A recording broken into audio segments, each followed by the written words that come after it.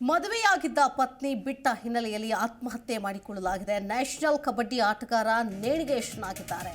ಮದುವೆಯಾದ ತಿಂಗಳಲ್ಲೇನೆ ಆತ್ಮಹತ್ಯೆಗೆ ಶರಣಾಗಿದ್ದಾರೆ. ಚಿಕ್ಕಮಗಳೂರು ತಾಲೂಕಿನ ತೇಗೂರು ಗ್ರಾಮದಲ್ಲಿ ನಡೆದಿರೋ ಘಟನೆ ಇದು. ಮಂಗಳೂರಿನ ಆಸ್ಪತ್ರೆಯಲ್ಲಿ ವಿನೋದ್ ರಾಜ್ ಅರಸ್ ಸಾವಿಗೀಡಾಗಿದ್ದಾರೆ.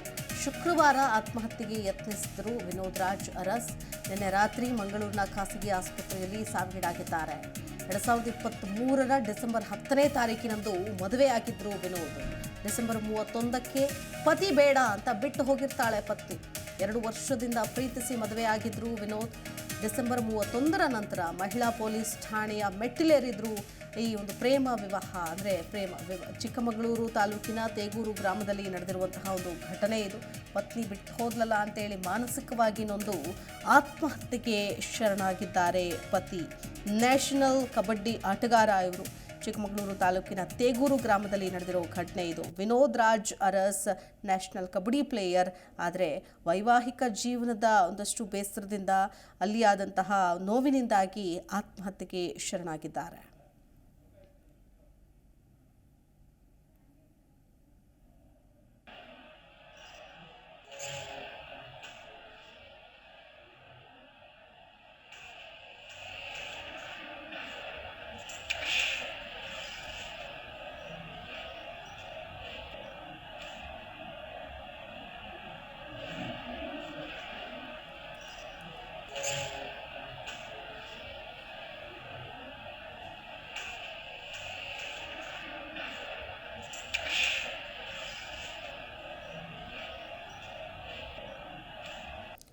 ನೋಡಿ, ಮದುವೆಯಾದ ಪತ್ನಿ ಒಂದೇ ತಿಂಗಳಲ್ಲಿ ತನ್ನನ್ನು ಬಿಟ್ಟು ಹೋದ್ಲು ಅಂತೇಳಿ ಮನನೊಂದು ನೇಣಿಗೆ ಶರಣಾಗಿದ್ದಾರೆ ಈ ನ್ಯಾಷನಲ್ ಕಬಡ್ಡಿ ಪ್ಲೇಯರ್.